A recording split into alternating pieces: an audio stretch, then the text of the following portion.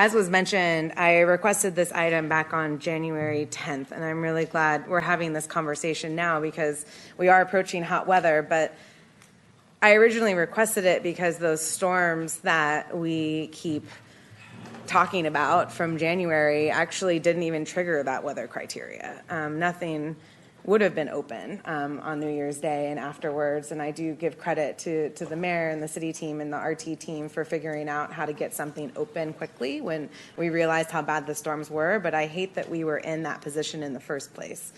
And my request to the city team was to have a discussion about funding because I'm not sure how much we're spending on these sort of temporary, like stand up, overtime, sit down, stand up, overtime, sit down activations versus what we used to have, which was options available from like November 1 until February, like the end of February. Like we used to have Winter Sanctuary in partnership with the churches. There used to be a program that the county funded, as a caveat, that was open every night and that people knew they could count on and knew they could go to. And it was a spot that they could get dry, get services, get meals, and just reset, and be able to be safe for the night, regardless of the weather.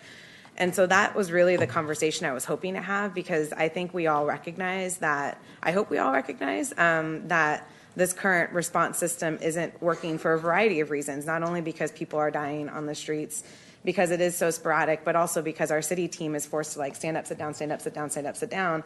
And I don't think that's good for us as a government and our city staff, but also just in general for folks on the street who don't know when and how and where sometimes these things are going to stand up. Like I thought City Hall being open at night made a lot of sense because we already have staff that are here all night, every night to watch the building, and we have the bathrooms and we're set up to receive the public. And so it made a lot of sense to have City Hall here. And as has been mentioned in very recent weeks, we have folks sleeping right outside, and it feels really, I don't know the right word for what it feels like to have people sleeping outside when they could be indoors and we could be doing more. So I guess that's the conversation I want to have. And I wonder, Nick or Mario or even the city manager. So when I made this request in January, I talked specifically about, do we have any sort of data on what it's costing us to stand up these temporary activations so that we could talk about whether this makes sense to approach the county to try to stand up an all-winter program again, whether like what makes the most practical sense given our resources. And then before you answer that, Howard, I just want to note that I appreciate in the summer that it's a very different scenario because it's during the day. And so we have a lot of facilities that are open during the day. I also want to note for some of the public commenters tonight that a lot of those facilities are in parks and next to schools and next to waterways. And so there is a tension between where we're telling people they can and cannot be and where we're also telling them they can go when they need help and support. And so I guess I'm trying to make this make sense in my own brain about how we are a little bit more strategic about the resources and staff capacity we have and make a system that works a little bit more predictably for everybody during those times of the year when the weather is really unsafe. Absolutely. I'm going to have Nick come up and talk a little bit about the budget that we have, because it's not as clean as, us standing up. City Hall, for instance, was not city staff running it. It's us gleaning from other contracts we have with whether it's VOA, Hope Cooperative, Salvation Army, and all the different teams. It's the very impromptu nature that caused a lot of the challenges that you're pointing out. And so the conversation this council had was, let's take a look at 24-hour respite year-round. And so that's what we stood up at the Outreach and Engagement Center. And so having that, along with a partnership agreement where we're talking with the county and coordinating opening of, the DHA lobby, 5th Street, outreach engagement. And also, if we got to the place where we're at capacity, we would look at other sites to include City Hall. And that's where our partners, RT, came into play, and they said, look, we will help transport. If you want to have City Hall be that location, that's perfect. And I think that made a lot of sense, because that way we have the economies of scale in terms of our workforce. For instance, at the Outreach and Engagement Center, we have Hope Cooperative. We're paying them $3.2 million a year, I think, to run that site. I think that's pretty close, right, Nick? That's correct, yeah. Yeah, and so to the extent we have capacity, we want to help transport, again, with the help of our partners. And when we get to capacity, we will look at other places where we can have warming and cooling centers. And so I think it's been working with the county. In terms of the budget, there's not a clean number that I can pull out for you other than to say it's some city staff, it's some YPC, it's all hands on deck from DCR, it's Hope Cooperative. So it's not delineated that way. We can certainly have a conversation if we want to delve into that further, but The real question is, that I've had for the mayor and this council for years now, is that what is the criteria we want to look at? Give us a temperature up or down, winds. I mean, be very specific so that we have the predictability so our team can respond, because the impromptu nature is very problematic and it's very expensive.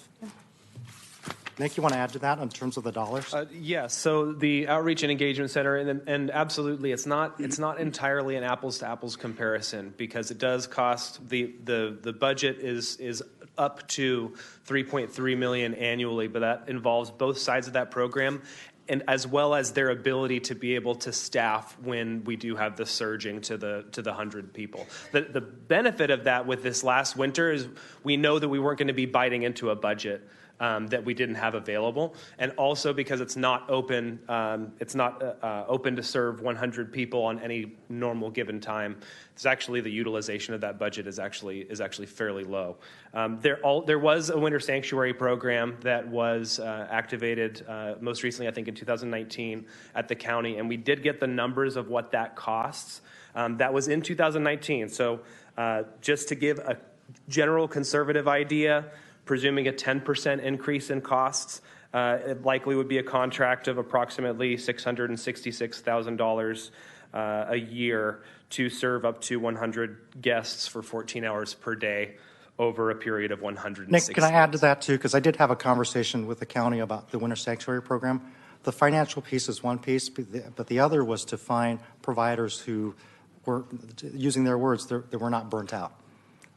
Yeah, and I know I talked to a lot of the folks because a lot of church groups that were run by folks who are a little bit on the older side of age range, and especially during COVID, it became completely unsustainable. Like folks were even doing Correct. voluntary winter respite because they were scared of exposure. And so you saw a lot of programs shut down that had been operating the system because you had older adults who were worried about catching this illness.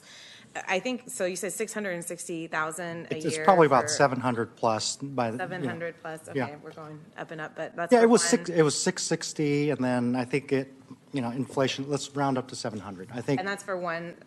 one season. That would be for one season for in the one winter, center? essentially. Okay, for one center. No. For one season, one For all of winter it. season. It's revolving. Wow, so that's $700,000 we think to stand up Winter Sanctuary again in 2023 dollars. Is that? I just want to make sure I'm understanding. Yeah, that. so I don't know the winter sanctuary numbers in terms of how many people they serve per night, but it's during the season, and it was on a rotating basis Yeah. with some of our partners. Yeah, Yeah. so The citywide. contract language was to serve up to 100 people on any given night. Because I used to, when I was in college at Davis, I used to volunteer for it was called an interfaith rotating shelter. And the idea was that you had a spot that people always knew they'd go to. And if you got there before time, you were given a ride to wherever that night's shelter was, and every single night it was there, and so we would stay and we would play games with folks and make sure there was food and that folks had what they needed. But like there was a way to, like, that to me sounds like a bargain, honestly. If I'm saying $700,000 to stand up something that would be open every night, which is, I think when it comes to the weather criteria, that's part of the problem, is because like weather's unpredictable, right? And so like we could say we want wind to count, we could say we want this to count, but then when you hear about the weather forecast changing and it's 2 days out, like that's not enough time for someone whose entire life is sitting in a certain spot in the city to be able to pack up and go, especially when we look at the growing population of folks on the street, which are folks with disabilities and folks who are seniors. So like when we think about that lens, what would that look like? I mean, 700,000 feels like a steal to be able to save even one life. I mean, that would be worth every penny. I think so I guess that's for consideration of the council. Like, what is the strategy for that? Like, what do we look at? And I don't know whether it's approaching the county. I mean, we have a couple months, at least till winter. I know summer is coming a lot faster, obviously, but I guess that's for feedback of this council, is like, rather, we went to weather-based activations for extreme weather events in case of emergencies, like. We still do that, yes. And I do want to talk about why I don't think flooding was included on that list either, and that's something that we identified. So that's separate then. Maybe Nick, you could hit on the OEM piece as opposed to. And apologies that I didn't mention that earlier, but the weather respite criteria that we work with on the DCR side of the house is separate and distinct from the Office of Emergency Management, which has their own set of criteria that does account for when they do have flooding, and those are when they have like FEMA type events. Yeah, absolutely. So I guess like one suggestion So I have two suggestions, I guess. One is, how do we strategize around, and maybe this is for the workshop coming up, maybe this is for a partnership agreement meeting, I don't know. But $700,000 to stand that up, and with partners like RT, like it seems like we could probably make a system work that we could grow as it needed and be able to create a system of predictability for folks. On the other hand, I really like to talk about whether our weather criteria can include, I think the proper phrase is extreme weather events, because that's what was happening, is we were getting warnings of extreme weather events, but it wasn't triggering the temperature criteria or any of the other criteria we had. And so I feel like extreme weather events in general should be cause for us to try to ramp up through the Office of Emergency Management. But those are kind of my two thoughts of thinking about, like, Sure. could we include extreme weather events as a way to say, oh gosh, because with flooding, extreme wind, I mean, none of those were covered in January, and I think that's important. That's something and also talk about how do we stand up a more comprehensive system that isn't so.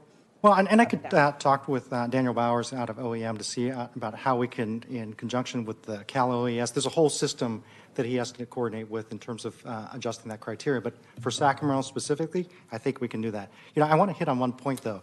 You know, the haphazard nature of standing these things up is why the mayor brought this issue of year-round respite. Yeah. And I go back to the fact that when we have capacity, that's where we should have people go. And to the extent we're at capacity there, we will look at other options. So, Yeah, and I.